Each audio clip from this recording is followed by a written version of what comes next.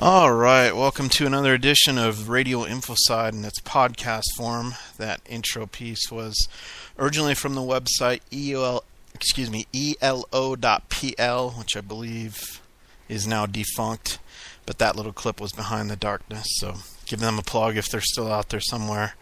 Tonight's topic is TV mind manipulation.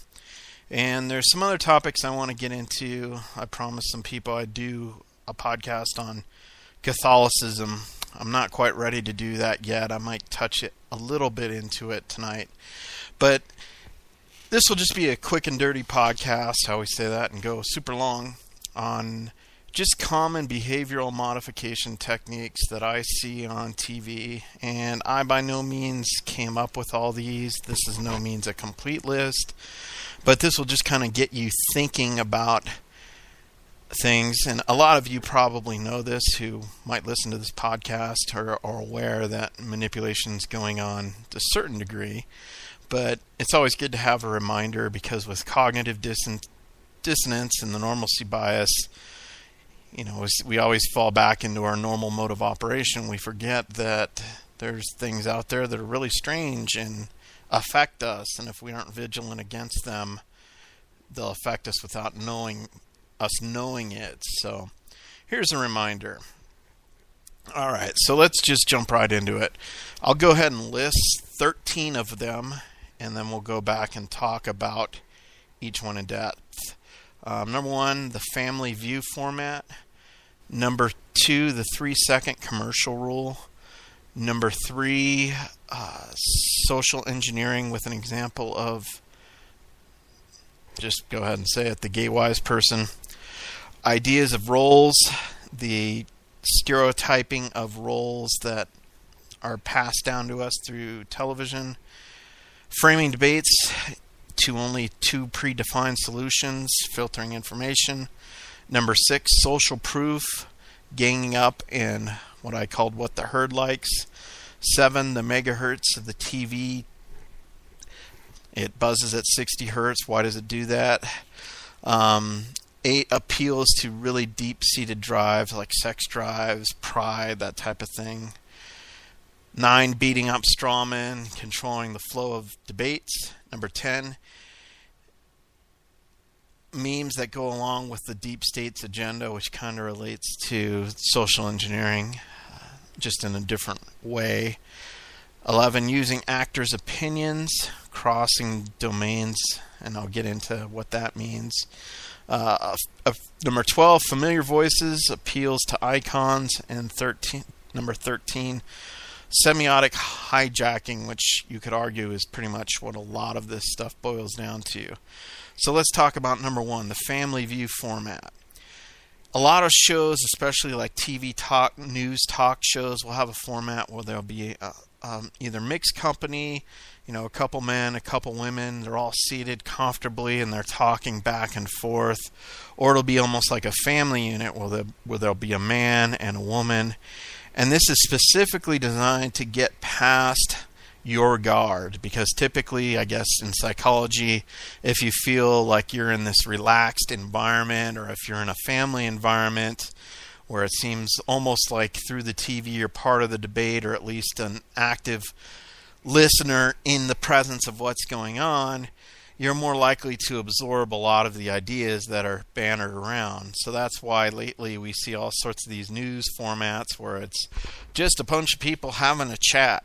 That's deliberately designed to open your mind up to being more receptive to the ideas that are presented.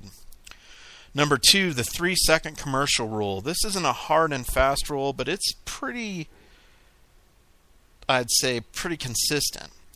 Go ahead, turn on TV, and anytime a commercial comes on, try to count to 3 before the scene changes. 1, 2, 3, 1, 2, 3. There are exceptions to the rule, but most of the time you can't.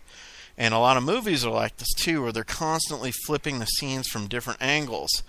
Why is that? Because you're ADD, attention deficit disordered, essentially. And if they can constantly be spinning things, creating new things to look at, taking things from different angles, you're more likely to be sucked in so that they can give you whatever message they're trying to convey. Whether it's a message that you need to buy this product, whether it's social engineering for you to buy a new idea. If they can hold your attention longer, then you are more likely to be susceptible to whatever it is a network television commercial or TV show is trying to sell you. Number 3, social engineering. And please forgive me on this. We could get into the homosexual morality battle another time. I'm just using this as a easily observable example. Basically what social engineering is you try, or at least the way I see it happening a lot on TV, is there's people who want to change how society views things. So if you want to get published in Hollywood, a good way to do that is to try to figure out what the agenda is of the people who are in control of Hollywood, which is typically left-wing, non-Christian, pretty much New World Order types. And I'm vastly generalizing. There are people who aren't like that. Like my own sister's involved in the industry, but she's becoming more and more kind of like that. So if you're hearing this, we can talk about that another time, Miss Sister. But I'm going to focus on one that was obvious to me. The idea of, obviously there's this big push now to legalize same-sex marriages. And part of this push has been normalizing homosexual behavior. And again, I'm not debating the righteousness or non-righteousness, or if there's any righteousness to it. I'm just saying that this is what happened. And what happened is in order to change attitudes on homosexuality, a lot of TV shows in the 90s made it a point to have what I call the gay wise person on the show, where typically you'd have these metrosexual couples who were experiencing some kind of life problem and they were down. So who did they go talk to get wisdom and advice? Well, the gay guy next door, or the gay couple next door, who are always fun-loving, who always were upbeat, who always offered good advice, who were always there if you needed them. And I'm not saying there aren't homosexual people like that. Bringing in my sister again, she had a serious medical condition, and somebody stepped in and saved her. And again, I'm not debating the whole, is it right, is it wrong on this part. I'm just saying that society had one view on homosexuality. There was a deliberate effort to put homosexuality in a more normalizing, a more acceptable light by having homosexual roles in a lot of different films, a lot of different TV roles. So it would put them in a positive light, and therefore people would be more accepting. The more they saw homosexuals as in a positive light, they wouldn't be, or so the theory goes, as prejudiced to them. Or they'd change their minds on whether, that sort of behavior was moral or immoral. And there was an extreme push, and it was obvious. We can go through and list all the TV shows, but I think you pretty much, if you've watched TV during the last 20 years, you pretty much know that what I'm saying is pretty much dead on. And that's one example. There's other examples where, they want to say, like, basically there's this big push to say that man-made global warming is without question. So I can see some social engineering initiatives being buried in a lot of different movies and stuff that basically put it as it's this thing where the debate is off, and you're evil if you don't buy into this, where if you really get into the science of it, there is climate change. Sometimes it gets hotter, sometimes it gets cooler. The amount of effect that humanity has on that is very much up for debate. But it, as a political vehicle to take more power away from people and to change society to be more command and control, government run, as opposed to free market capitalism, the threat of global warming is an excellent vehicle to put power in the hands of government elites rather than, Joe Bob. And you can debate that with me, but I think it's pretty obvious that's being used for that, whether you believe in global warming or not. So those are examples of social engineering. Here's actually other examples of social engineering. Really, 4 is just another version of 3. The idea of changing roles. I remember in the 90s watching some show on Oxygen or some channel that normally I wouldn't be watching, and maybe it was the 2000s. Sometimes I don't remember. But the actor that played Freddy Krueger was the husband of this one woman on this show, and there was I didn't watch the whole show, but there was some kind of drama scene going on. And this Freddy Krueger actor, I don't know the actor, but the actor who played Freddy Krueger in all the Friday the 13th movies, he comes out, takes a very effeminate stance, and he's wearing an apron. And basically the typical roles were totally switched, where typically you had, in the previously you had women, and I think it was a misstereotype done in Hollywood that didn't serve society well at all, to constantly portray women as kind of weak and, dependent on men. I'm not arguing for a return to that, but essentially the roles have been flipped now where women are the strong ones. Guys are kind of typically kind of these buffoons that need to learn wisdom from their kids or from their wife, and the wife is the strong, intelligent one.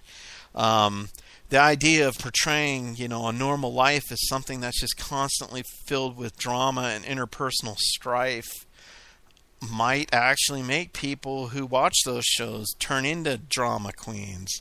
When I was back in Michigan, I don't have cable TV, so I don't watch a lot of TV.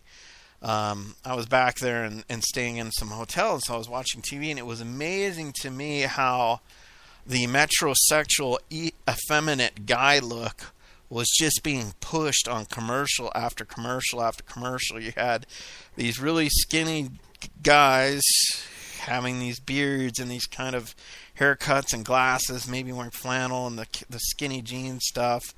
I would argue that that's a agenda item to effeminize men, to make men weaker, because if you have a society of weaker men, then your society is more docile and compliant. And the role switching between having strong women that are in leadership always and portraying guys as continuously kind of being these buffoons that are kind of weak is engineering, I guess, this new concept of what a male is that our puppet masters in Hollywood and all this want to push for whatever reason. It's pretty obvious that they're pushing it. As to why, I'll leave up to you. Number 5, framing debates.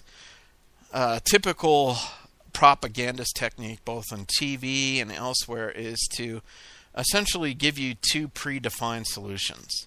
There's their solution, and then there's another solution that they kind of want to lump every possible scenario into. I would argue in politics that when people present you only 2 solutions and don't even discuss third or fourth options, that they're trying to manipulate you. And that's pretty much what happens a lot on TV. It's like you're either for Obama or you're a militia member. You're either for Obama or you're a racist. You're, those type of things where it's binary. You're either this or you're that. You're either for this or you're for that. In a lot of different realms in life, there's so many different other options. Like maybe you're a Democrat. You don't necessarily like all of Obama's policies, but you're happy that someone who's left is in office. But that doesn't necessarily mean that you're pro-Obama. It just means that you lean left, or you're a conservative and you absolutely detest a lot of what Obama's doing, but he as a person you think is an okay guy, and maybe you like some of the things he's doing. There's so many different things. I'm just using the view of the presidency as one thing that people like to herd you. It's like you're either for increasing government social programs to fight, quote, injustice everywhere, or you're a racist and a bigot and a rich guy, which is totally not true. And a lot of times in politics, like in the news shows, what they'll do is, and this goes down to, we'll skip down to number 9, which is beating straw men, controlling the flow of a debate, you basically get, and ganging up too, you get like 3 or 4 people arguing one side of a debate, and then maybe 1, rarely 2 people arguing against something. And you control the flow of the debate, so in overall, the people that are arguing for a point that essentially the news media or whatever, it's obvious that that's kind of what they're hawking, they get way more time. The flow is controlled. So like say, and you see this a lot in talk radio too, say someone is on the other side that's against whatever the media outlet's trying to hawk, they actually start making good points. They'll immediately break to a commercial. They'll take it to somebody else to kind of throw off the opposing side's momentum. They'll bring on people who are really poor defenders of a certain concept so they can beat up on them. That's the beating up of the straw man. So you see those type of things a lot, so be aware of that. Usually there's more than one solution. Usually when it's debated on TV, you're not getting the whole story of all the arguments involved in a given debate, because the ones that might actually change how people think differently from the presenter, the corporate world that's sponsoring the newscast, or the deep state behind it, they're not going to give you the best defense against what they're trying to push. Another thing is number 6 is social proof. Ganging up, we talked about, or you have like multiple people attacking one person, or what the herd likes. People are social animals, so a lot of times what you want to do is kind of portray certain concepts as held by the majority, and who wouldn't want to have an opinion that's against the majority, because obviously the majority's smart, right? Well, if you look at history and see how the Nazi state ruled and how they took over and the majority of Germans followed them, there's just one example of where the majority is wrong. You should never base, if the majority of the people jumped off the cliff, would you follow them? You should never base logical reasoning on what the majority thinks, because sometimes the majority is wrong. I'm not saying don't take it as a cue. If you think something and everyone around you thinks you're totally wacko, that's a cue to maybe reevaluate what you're thinking. But the idea of just blindly following what everyone else thinks, and especially when there's a lot of people in this country and around the world who aren't really political people. They just want to live, they want to go out and have a good time, they want to do their jobs and not work too hard or think too hard, and then when they're done, go off and be with their families and stuff. But in a very politically charged society, a lot of times they are pushed into having political opinions. And so they essentially outsource those political opinions. It's like, wow, I got to have an opinion on global warming. Well, what does the majority of people think? Oh, yeah, it's man-made. It's all, we need to rethink capitalism and the industrial capacity. We need to go more green. Oh, okay, that's what I'll think. And so, obviously, vested interest in changing society, and again, this could go back to societal engineering too, will want to present that what a majority thinks, even if maybe necessarily the majority doesn't think that way, or present something as a done deal when maybe it's not a done deal. Like global warming, just some people just declare that man-made global warming is a done deal and there's no point in debating it anymore. When in actuality, there's something like 30,000 scientists, many of them PhDs, that have signed petitions saying that a lot of the science saying that man-made global warming is a thing that's causing the current warming cycle or cooling cycle, even if it's warming or cooling is still in flux, is bogus. But because they want to shut debate down, they just say, oh, it's a done deal, and anyone who doesn't believe that is an idiot, because they're outside of the herd. Number 7, the megahertz of the TV. There's been a lot of studies, and this you'll have to be a brain and go out and check for yourself. But the TV flickering at 60 megahertz, and a lot of people that when they watch it, pretty much all of us, I guess, when we're watching it, our brain patterns go into almost like a dream state. And I would argue that dream state's almost kind of like a hypnotic state. and you're probably more susceptible to ideas that are coming across. I'm not sure if every single TV console out there is at 60 megahertz or whatever. I believe it's 60 or 67, something like that. There's 1 megahertz rate that the screen refreshes on like most of the devices out there, and a lot of people have put in some thought and some studies in that show that your brain goes into this dreamlike state, and that megahertz, there might be something to that particular fluctuation that enhances that dreamlike state to make you more susceptible. And here's an obvious one. Number 8 appeals to deep-seated drives, and this really goes into semiotics in a way. But let's face it, if you got some, if you're a guy and there's some hot blonde bimbo on the TV with her boobs hanging out, you're more likely to listen to what she has to say because behind the scenes you have this deep-seated drive to reproduce, and they're subtly appealing to that to grab your attention, almost like the rotating scenes every 3 seconds. Appealing to those deep-seated drives, like with sex. See it all the time. These even it goes into like Weather Channel broadcasters. There's all sorts of videos on YouTube. Don't ask me why I know this. Of all these beautiful women that are news weather broadcasters, and it's so that you'll watch it. And the more you watch TV, the more corporate commercial type stuff can be sold to you, the more your mind can be manipulated. And there's other drives that are appealed to pride, intellect. Sometimes a great propaganda technique in our society, I didn't put this on our list, is to frame something in scientific jargon. Just because it's in scientific jargon doesn't mean that it's correct.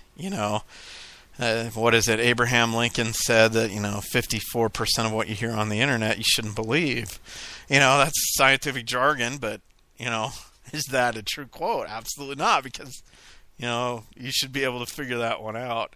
And in our society, too, a lot of scientific types have realized that, hey, I can make a lot of money if I sell my expertise out to whoever wants to bid for them, and twist and turn things to fit their agenda and put a little scientific trappings on them, and people will believe it. So that could be an appeal to intellectual pride, and that goes along with the herd mentality as well. But again, beware of those deep-seated drives. It's an obvious one that's on there all the time. Sex is a big one. And in fact, if you look, there was some pretty interesting stuff done in the 70s and 80s that looked at a bunch of magazines, and you can find these videos on YouTube too. It's still going on. How subliminal things are embedded in like ads where they'll put sex or put phallic stuff or, boobs that supposedly, when you look at it, you can't really see it because it's kind of hidden, but supposedly there's this base core of your mind that easily picks up on that stuff. And so you'll have, because there's embedded sex in the ad that you're looking at without you even realizing it, you have a slightly more favorable opinion to that ad because it's on some level turning you on to a certain degree. And I'm sure the same process works with TV. Again, number 9, beating the straw man, controlling the flow of the debate. We already kind of used that. Memes along with this deep state's agenda. I put that in there. It's kind of already been covered. But kind of what I'm saying is there's all sorts of these shows that are coming out now of people working for the CIA, books out where there's these UN intelligence agencies that are kind of above, the laws of the land or the Constitution. And I think there's a barrage going on to have you accept that there's all sorts of stuff going on outside of the realm of what the Constitution legally gives the government to do, as far as like international intelligence agencies, intelligence gathering, and to kind of socialize you to accept that. You kind of expect that there's all, another way to call it is predictive programming. They're constantly predictive programming you. Another great one is I guess the guy from InfoWars, I forget what his name is, not Alex Jones, but another guy associated with it. There was this AARP commercial. I'm sure some of you have heard this, where, there's this woman playing with her child, and in the background there's this TV with the TV announcer, and you can't really hear what the guy is saying on the TV. So someone took that commercial and then did some audio processing where they boosted the sound from what's coming on the TV. And it's totally stuff like, the president has declared martial law due to the outbreak and all sorts of this crazy, wild stuff. And you're thinking, why the heck would they put that on a AARP commercial at a sound volume level where you can't even hear it? And then if for picking something for just filler, out of all things they could pick, why the heck would they pick that? Well, they might be, again, appealing to your subconscious, or maybe your subconscious can pick up that sound and it's processing it on some level. And then you have the kind of theme of, all these various threats through all these intelligence agency shows that are coming on TV, where it's almost like they're telling you in advance to expect that at some point there's going to be martial law. And so when it comes, whatever event might trigger it, you're like, oh, I guess that's okay because we all knew it was coming. When you, as an American citizen and not a serf, should be highly against, no matter what happens, the suspension of the Constitution and your rights. And that's my opinion. You can disagree, but I'm using that as an example of predictive programming, the deep states memes that are being pushed across all the various media flows. You need to be watching for them because you'll be programmed to expect them and maybe acquiesce to them without really giving it a whole lot of thought because you've been exposed through fantasy and TV and reading and shows that, kind of what to, quote, expect. Number 11, cross-domain experts, or using actors' opinions. This is a common propaganda technique where you say you take a famous person who's an actor. People like that actor. It's kind of this trippy phenomena because people really don't know anything about what the actor really is like unless they totally stalk them. But they think they do by whatever shows that person's in.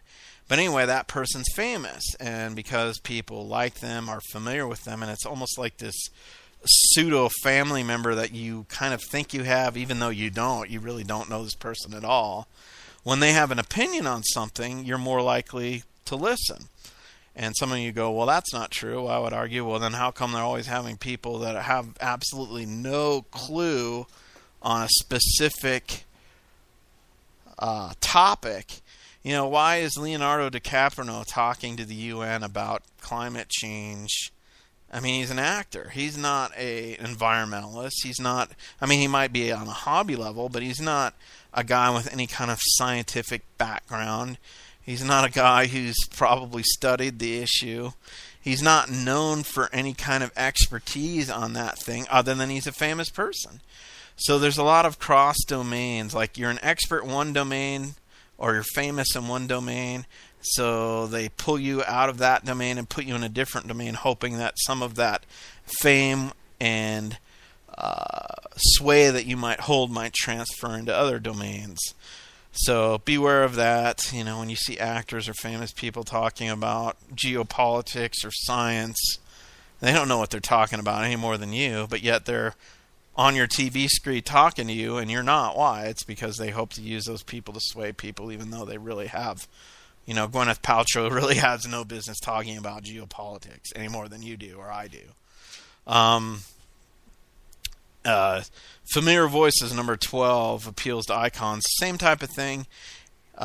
It probably should be under number 11.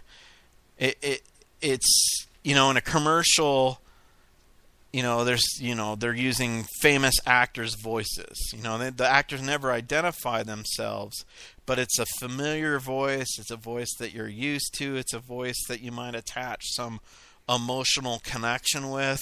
So even though you're listening to this, you might go, oh, that's so-and-so, or you might not on a conscious level. That voice might carry more weight in selling a product or selling a meme or selling an agenda item to you than, say, if I'm talking. So beware of that. And a lot of this comes down to the concept of semiotics. And what semiotics are is basically kind of a different way of maybe calling, if you're someone who studies semiotics, you're probably going to be mad at me for maybe butchering the definition here. But I'll take a stab at it. It's almost like a meme. So, like in college, I did a huge paper on semiotics in the Nazi propaganda. So, like in Germany, you had this kind of lore that was kind of deeply embedded in the psyche of a lot of Germans, this idea of like this Teutonic knight type of guy that stood up for justice, a little bit racist too. And then in a lot of Nazi art, you see Hitler wearing a Teutonic armor suit. And I guess a modern day version, and don't get mad at me for comparing because it really is apples to oranges. I'm not. This is just the first modern version that popped into my head. It's a politician, no matter how slimy or corrupt they are, they always show them in front of a ton of American flags. Because you as an American might have a certain emotional attachment to the American flag. It brings you pride. Some people, and that might not bring them pride. More and more people are buying this narrative that Americans should bring nothing but shame, and I'm going to talk about that in a future episode. I'll leave that alone for now. But essentially, it's the same type of thing as actors doing cross-domain stuff.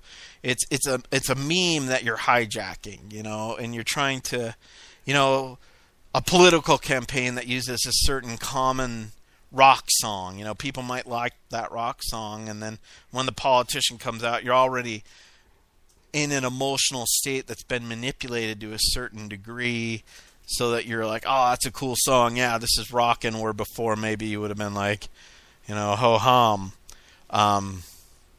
So that type of thing. That happens a lot. And that's ultimately what a lot of this stuff is. It's associating X with a Y when there should be no association, so that you're more likely to accept or hate Y. You're being manipulated to dislike or like a concept, a meme, an agenda item. So they attach actors, they attach familiar voices, they attach sex appeal, they do all sorts of debating techniques that are all slanted. They might focus in on somebody who's talking with, and they're maybe, ugly or something, or they catch them at a bad angle, where they never do that with the people that are talking for a certain idea. So again, these are 10 plus behavioral modification techniques on TV. Some of them kind of overlap, but I think that it's just an important, a good reminder that this stuff is constantly hitting you all the time, mostly through TV, but again through talk radio, through whatever medium you're listening to. This type of stuff is, or visually seeing, is used often, and just want you to be aware of it. Some of the examples I chose, maybe you kind of are mad that I chose those examples, but I think that they fit whether you're pro or con a certain issue. So there you have it. You're being manipulated if you're watching TV. Now, it doesn't mean that it's obvious that a lot of effort's being spent to manipulate people, and I don't think that if Hollywood or corporations or the deep state, for lack of a better term, didn't get any return on spending all these resources trying to engineer society through TV, through newspaper, through arts. Art's another big thing that they manipulate. If they weren't getting any return on that, I don't think they would be pouring all the resources and spending all their time trying to control things so much. But it doesn't necessarily mean, I'm not saying that if you watch TV sometimes you're going to turn into this zombie that just regurgitates everything you see on TV. I think there's different levels of susceptibility, and I think that I really do think that you're better off with less TV than more. Obviously, if you're watching tons of TV all the time, you're really exposing yourself to a lot of manipulation. Or if you watch a little bit of TV, you're exposing yourself to less. So if you're concerned about being manipulated, obviously less is better than more. Excuse me. So just something to think about. And I know the type of people that are aware of this and care about this probably don't watch a lot of TV. So I'm probably preaching to the choir. Where those people who watch tons of TV, you tell them all this stuff, they might acknowledge it intellectually, but they'll just go right back to watching their shows. And don't be surprised if they start regurgitating whatever they see on there. Because eventually exposing yourself over and over again to manipulation, no matter what kind of mental firewalls you have up, I do think that it will start changing your opinion on things to an opinion that you wouldn't have otherwise had if you don't watch TV. And not watching TV is hard. Now that I'm older and there's things like internet video, internet radio, Netflix, where you got a little bit more control over what you watch, it's a little easier to just go to the cable companies, MSNBC, CBS, CNN, and just say bye-bye. But it's still hard, especially if you're younger, because if you don't watch a lot of TV shows, a lot of culture comes from that. And I noticed when I was younger, I'd say I'd probably started going without TV, not for stretches. I never went for that long, for probably in my late 20s. And it would be tough, because I'd get around, my relatives or people, my friends and stuff, and they'd be talking about TV shows or be talking about certain things that I couldn't participate in the conversations because I didn't really watch that stuff. And so I'd go back to TV for a while. For me, the final straw was just economic. I went through some bad financial times where, pretty much every dollar counted. And to me, even now that I'm to the point where not every dollar counts so much anymore, the idea of spending between $120 and $200 a month, taking that out to a year, and then taking that out to how much money I'd have to make before taxes to actually pay for all that stuff, when I'm paying for essentially entertainment, yes, but attached to that entertainment are people socially engineering me. I can't justify it. I mean, that's just me. I'm not saying that if you watch TV you're bad or whatever. I'm just saying there is this danger of being manipulated. And I'm assuming that most people out there are at least watching some TV. I watch some TV still when I travel. It's weird because I don't watch TV that much. When I do watch it, sometimes it hits me just how ludicrous and stupid the commercials are. I mean, you go away from TV for 6 months and then you pop back in and watch commercials and all these people are dancing and totally joy-filled over, like laundry detergent or something, or there's this forest and all these things going on, flowers blowing around, and you realize it's a commercial for maxi pads. It becomes a lot more ludicrous when you're not exposed to it all the time. It's actually kind of funny, and but I'm not elevating or de-elevating people for whatever. I'm just focusing on it. And I like some TV shows. Sometimes when stuff eventually filters down to say Amazon Prime or Netflix, sometimes I'll watch stuff. Like one I enjoyed recently was Spartacus. But it was there was a lot of stuff in there that was bad too. A lot of nudity, too much of it being, dudes walking around. I didn't really get into that so much, but definitely the social engineering on the homosexual relationship thing was totally embedded in that, and I kind of skipped through that. But the parts of the people who own the gladiator school and they're kind of scheming back and forth, that to me was kind of interesting. So there's still some shows that I watch. What was I watching? I watched some BBC stuff on World War I recently that I thought was pretty good. There's 3 seasons. I think it was called Our War or Our World War, something like that. So, I tend to watch more documentary stuff now, but that doesn't mean I'm smart or anything. It's just kind of where I'm at. So it's a little easier to break away from TV. I guess that's my point. when there's alternatives to where you can kind of pick and choose what you're going to watch out of choice of, hundreds of TV options that aren't necessarily the options that MSNBC or NBC or ABC or CBS are picking for you. You're not necessarily watching the latest and greatest thing that comes out. You're kind of beyond that. So I'd recommend ditching your tube if you can. It's tough, especially if you're younger, because again, you lose that cultural context to, talk to people about what's going on, which is a little bit more important when you're younger rather than when you're early middle-aged and married, and your wife doesn't care about that stuff anymore either. So I don't know. I guess I'll end it there. A couple other things that, since I've got 4 minutes to ramble on.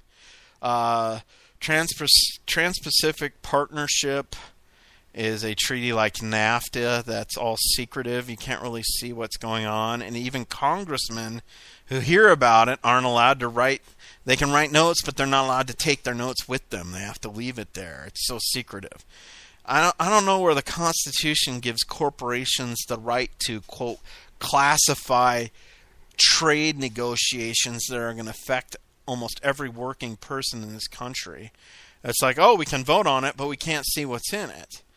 And then what they're going to do is try to pull this fast track authority, which basically says, Congress doesn't need to be fully engaged in this. The president just says, vote it up or down.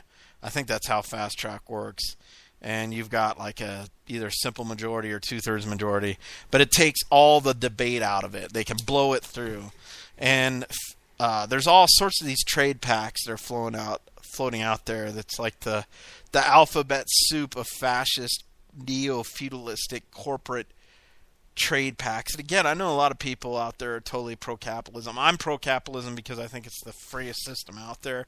But when it gets to the point where you've got oligarchies that are global, multi-industry companies that control governments, Goldman Sachs, all sorts of various other entities, we can get into that another time, then there's a problem. And when they start classifying these trade agreements that are basically just designed to lower trade barriers so they can exploit third world labor as much as they possibly can, because there's no minimum wage. The UN's never tried to get a minimum wage going. There's no UN mandated health care. And it's all about just free flow of capital to basically burn up slave labor. And over time, do those countries get a little better over time? Perhaps. But a generation or two is lost working 16-hour days, 6 days a week, and then a 10-hour day on their day off to produce stuff that, they've got to live in company housing. They've got to buy company stuff from the company store. So essentially it's just modern day slavery. And we get cheap trinkets made by these people. Obviously there's not really that much competition with corporate heads when they can up their salaries. Like, I think it's something like 23 times what the inequity between worker to corporate head from the 1960s to now. I posted some articles on my Facebook page on that. It's crazy.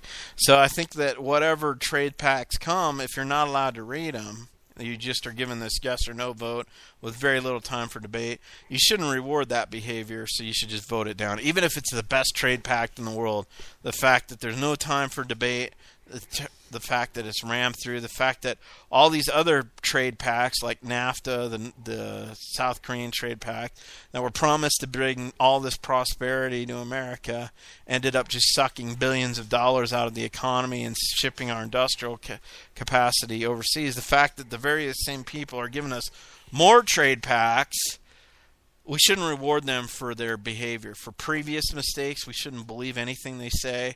And then the fact that they're trying to do it on the sly and slip it in when there's no debate, regardless of what's in it, you should just know. So any politician, congressman that supports the TPP, the TIPA, the Trans-Pacific Partnership, the TPP, whatever letters you want, vote no. Say no. Resist. It's important. You're selling your kids into slavery. That's pretty much all the time I have. Feel free to email your comments to Radio Infocide, Infocide spelled INFOCYDE, @gmail.com. You can tweet me at Infocide. Have a good night.